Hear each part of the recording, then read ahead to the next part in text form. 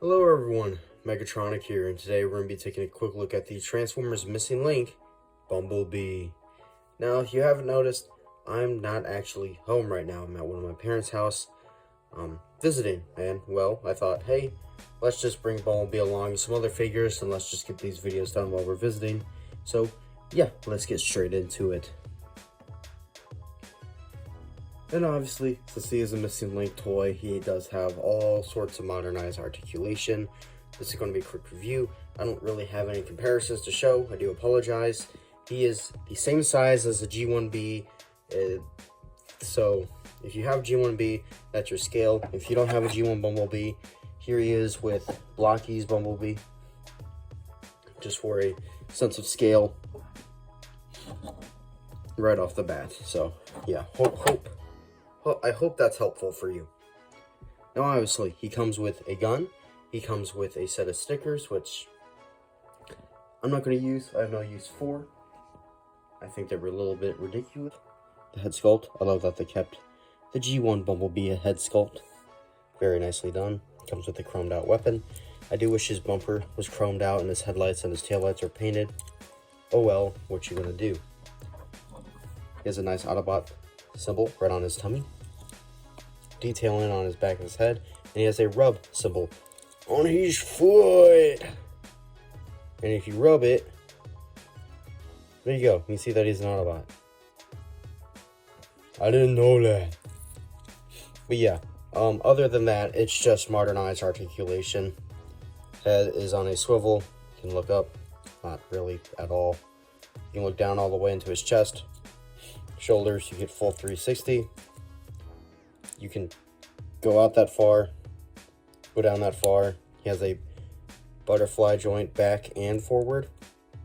He has a upper elbow swivel, which can go a little bit over 90 degrees. Nothing at the hands, nothing at the waist. The feet, I guess that's a big boot. You can go back that far with extra joints. Knee, you can do 90.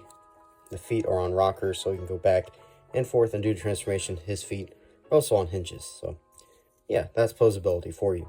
The biggest talking point, in my opinion, about this figure is the price. And what I paid after shipping everything, 46 something, do I think it's worth that? No. The figure just feels like it feels like the same plastics as the most recent reissue of Bumblebee. I believe it was from 2018. It just feels like that Bumblebee with those plastics. Maybe a little bit better in the legs, but that's about it. I am glad that he has more articulation, but he's so small. I mean, 20 bucks, 30 bucks I can see, maybe. But this is a bit too much. Unfortunately, I need to get Cliff Jumper, but the price is ridiculous on this. I thought it was a bit much on Missing Link Optimus Prime for 100 something. Nearly 50 bucks for this after shipping and everything. I can't. I think this is one of the few times where I'm just bamboozled on how they got there. I understand maybe some die cast in it, but it's just, I don't know. I expected maybe a bit more paint on it. Maybe I'm just being, wanting too much. But I just feel like I don't see where like $40 went into this. I don't see that. I see 20, but not. Anywho. And this guy's tiny. Like, I understand he's just the G1 figure with extra articulation, but still. I mean, this gun is also tiny. I mean, the Blocky's gun is bigger than his G1 pistol. Yeah, that's crazy. The gun can store on his foot, which will probably where it will be going, like that. And you can leave it there for vehicle mode. Speaking of vehicle mode, let's just get on with that because it is quite simple. Slam the legs together, fold the head down, basically just compress the legs in. Everything's on sliders, so you just want to push it all in until it's like that. You want to swivel the bicep to where the wheels are facing like that, and then you just press everything down. These pegs will tab into the hands so it sits flush.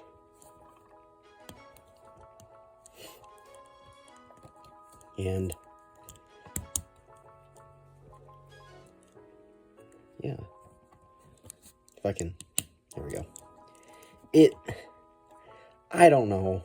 I genuinely, I'm not trying to be like, oh, this thing sucks. I'm genuinely not trying to do that. It's just, I don't see where the cost went, is what I'm trying to say. Which I understand they can charge for whatever they want, because it is, after all, Takara, not Hasbro. I don't see where $40 went into making this thing. Maybe the smaller parts, the engineering, it's very simplistic, so I don't see that. Some I don't know. I'm sorry I'm griping on the price a lot in this review, but it's a lot of money for this little guy. I mean, here's, once again, another Blockies. I mean, if you all know what G1 is, I mean, he's basically same size as Blockies. I mean, here's Blockies Bumblebee, so, I don't know. He is a nice little penny racer, this mode. He does have rubber or PCP like rubberness tires. Rolls very, I mean, extremely nice. I'm not sure if the penny racer thing would work on him. So, oh, well,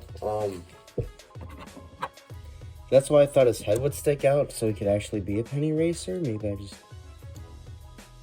I don't know. I mean, maybe, yeah, I mean, kinda, very, very barely. This thing will focus, thank you. Yeah, his head sticks out way too far in VF mode. I'm sorry, but that's the truth. And I'm really not trying to ditch on this figure, because it is a good figure. It's just, I don't understand the asking price. And this is a rather simple review, because, you know, I don't know. I'm confused on this. I will probably enjoy Cliff Jumper more, just because it's Cliff Jumper, and I don't hate Bumblebee, just I don't have a personal connection to him. I could do Cliff Jumper. It's like, if you want Missing Link, get this, or hell, even maybe wait for a sale if there's ever going to be one. It's not a horrible figure, just the asking price is utterly ridiculous, and I feel like 30 should be the max of what they're asking for. I just, very simplistic, which is like the original. I can understand why. I like everything about this figure. I mean, other than, I do wish there was a bit more paint. I can maybe understand if they're trying to be like the original, like maybe the original didn't have this paint. I don't know, I never owned it, and I didn't do my homework for this video. But I don't know. I'm very iffy on it, obviously.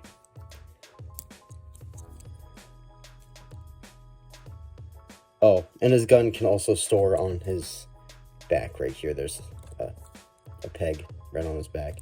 My camera's not focusing, I do apologize. So that's pretty much going to be it for this review. Do I think this guy is worth it? Yes and no.